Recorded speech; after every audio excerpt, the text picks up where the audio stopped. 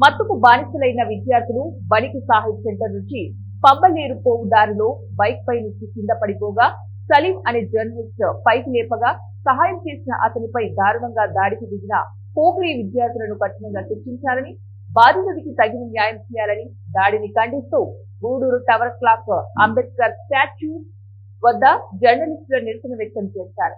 విలేకరులు మాట్లాడుతూ జర్నలిస్టుల పట్ల పోలీసు వారు చిన్నచూపు చేస్తున్నారని, నిందితులపై పెట్టి కేసులు నమోదు చేసి గూడూరు 1 టౌన్ పట్టణ సిఐ కేసును నీరుగార్చే ప్రయత్నం చేస్తున్నారని ఆవేదన వ్యక్తం చేశారు. విలేకరులకు కనీస ప్రాధాన్యత ఇవ్వాలని తెలియజేశారు.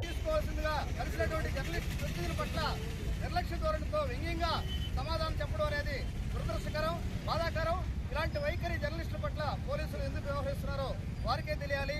అసలు గూడూరులో జర్నలిజానికి, పొలిటికల్ వ్యవస్థకు, పోలీసు వ్యవస్థకు, అధికార వ్యవస్థకు ఎందుకు సమన్వయం లోపించిందో, కారణం ఏందో ప్రజలకి అర్థం కావాల్సింది.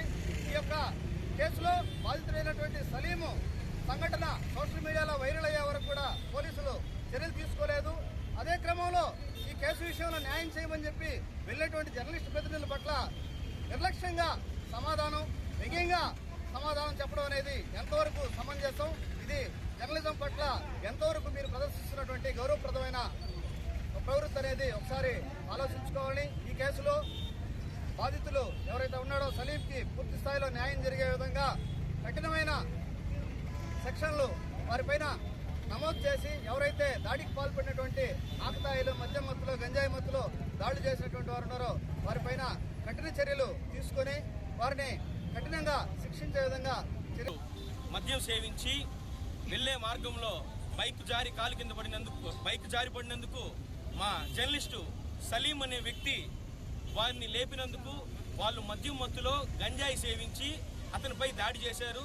దీనిపైన మా మిత్రుడు సలీం అయినటువంటి అబ్బాయి ఒకటో పట్టణ పోలీస్ స్టేషన్కి గత 3 రోజుల క్రితమే వెళ్తే దీని మీద ఎటువంటి చర్యలు తీసుకోకుండా నిన్న అందరం జర్నలిస్టులు కలిసి నిన్న సాయంత్రం ఎక్కువగా మాట్లాడితే అప్పుడు నేను కేసు కట్టాను, సెక్షన్లు అయి పెట్టానని సిఐ గారు చెప్తున్నారు.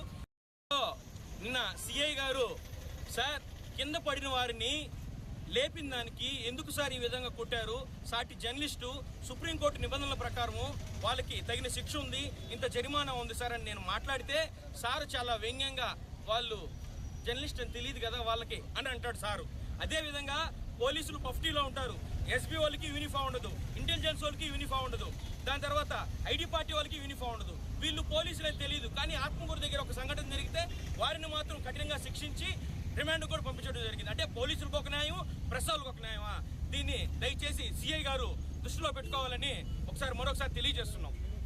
నిర్వహించినందుకు ప్రతి ఒక్క అక్కడ ఉన్నటువంటి కొంతమంది సిబ్బంది రావడం జరిగింది. ఎవరైతే మద్యం మత్తులో ఉన్నారో ఆ స్టూడెంట్స్ పట్టుకొని డ్రంక్ అండ్ డ్రైవ్లలో చెక్ చేయించిన పిదప ఒక్కొక్కరి దగ్గర 170 నుంచి 180 వరకు రావడం జరిగింది. తర్వాత వాళ్ళు ఏం చేశారంటే మద్యం మత్తులో ఉన్నారు, నైట్ స్టేషన్లో పెట్టడం సరికాదు,